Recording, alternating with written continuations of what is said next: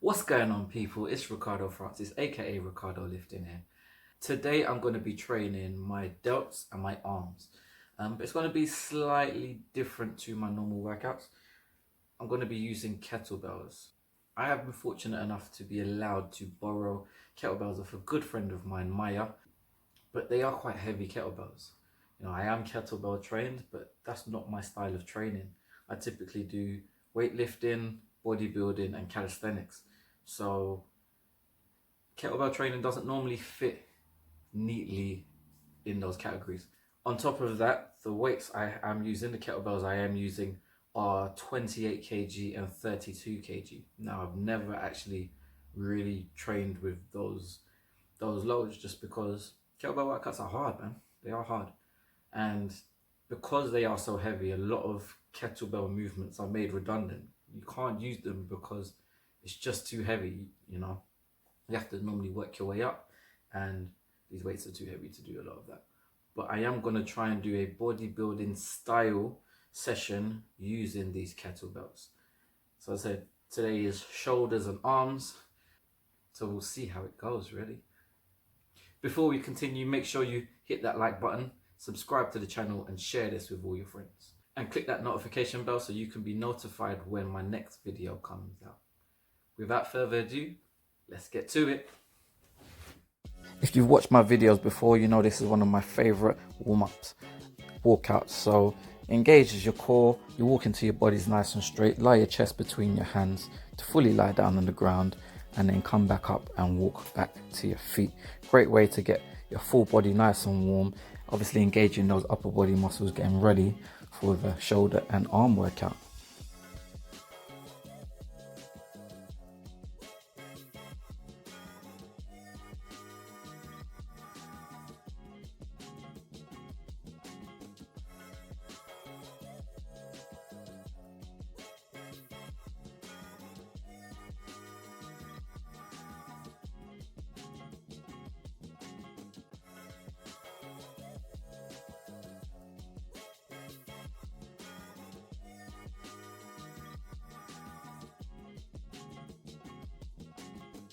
So next is the cat-cow. This is great for your back and your overall upper body. So you're going from extending your neck, pulling your shoulders back, getting your chest down towards the ground, pushing through your ribs, and then rounding your back and pushing away from the floor.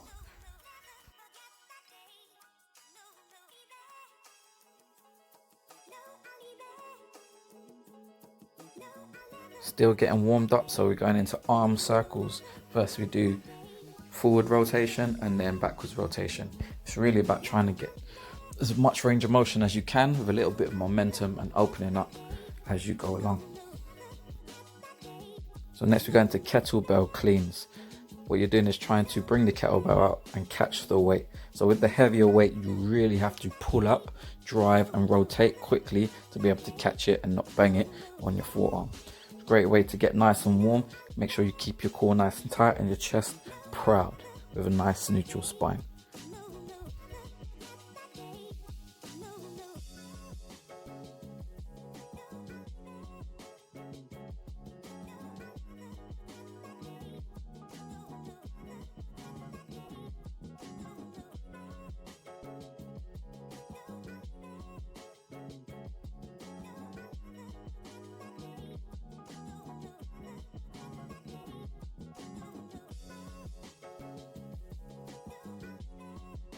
So the first exercise, start with a superset. So we're starting with upright rows, pulling that kettlebell just past our face, taking advantage of the fact that the center of gravity is at the center of the bell.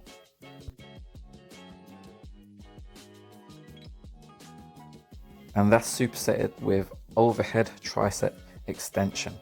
Trying to get that kettlebell behind your head and push up. Try and keep your elbows locked and fixed in place and really extend and squeeze on the tricep.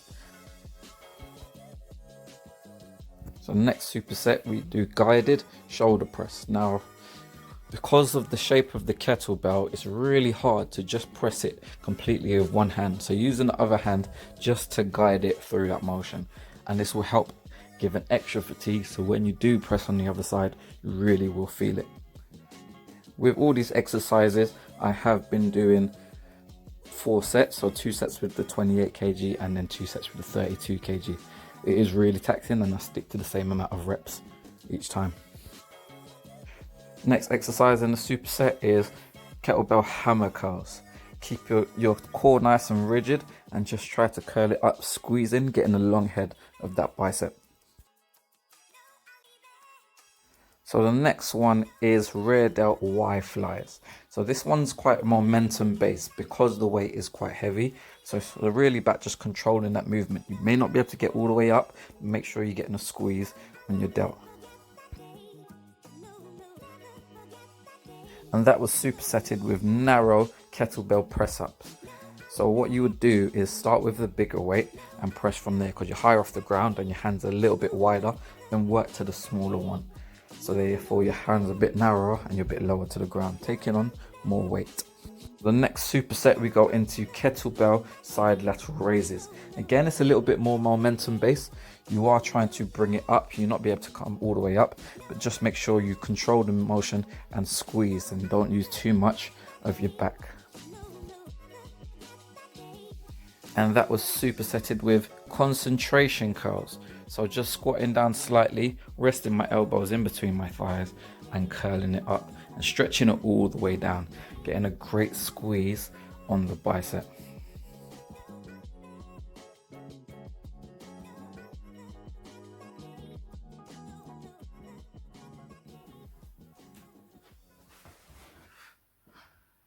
And there we have it, ladies and gentlemen. As you can see, I'm sweating. You might be able to see, there's a little bit to dry. Got a pump. It was a good workout.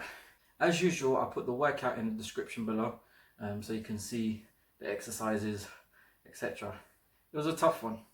You notice there was a combination of controlled bodybuilding movements, and there was some momentum-based movements. If you ever work with kettlebells and done kettlebell training, there is a lot of momentum-based movements, and I've kind of included some into the workout for the shoulders, just to get that stimulation. Understand that yes, ideally you want lighter weight, which is controlled, isolated, pause at the top and control down, but I told you what I've got to work with, 28 and 32 kg, but it's like a side lateral movement or rear delt fly movement. It's going to be hard. It's going to be hard, but I find them two movements quite important in terms of overall shoulder health. You know, pressing and pulling can only do so much for your shoulders. So I've included those movements. As long as you can control the weight, I'm not saying you're going to be able to pause at the top and come all the way down, but as long as you're controlling the weight, you're not compromising form and technique. For instance, put so much of my back into it that my shoulders no longer get stimulated. As long as you're not doing that, then there's a time and a place to use what you call as cheat movements, momentum-based movements, cheat reps. You know, there is a time and a place in bodybuilding.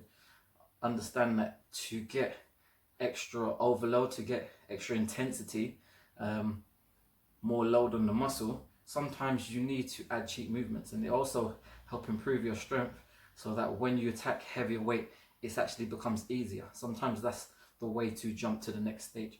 And I've seen bodybuilders do it time and time again. You know, they would do light controlled movements, stimulate the muscle, get that little bit of fatigue, do some heavier weights where maybe they can't go up as high, maybe on a side lateral, they only come to here rather than coming up all the way here.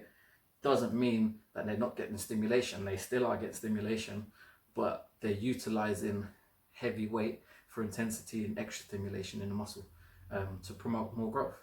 You know, as long as you're not always doing partial reps and you're not always just doing heavy weight, because your body can't sustain that level of overload and performance all the time. But as long as you're not doing that and you're just using it every now and then to help stimulate, in this case, you know, I decided to do a kettlebell workout. I haven't done it for a while.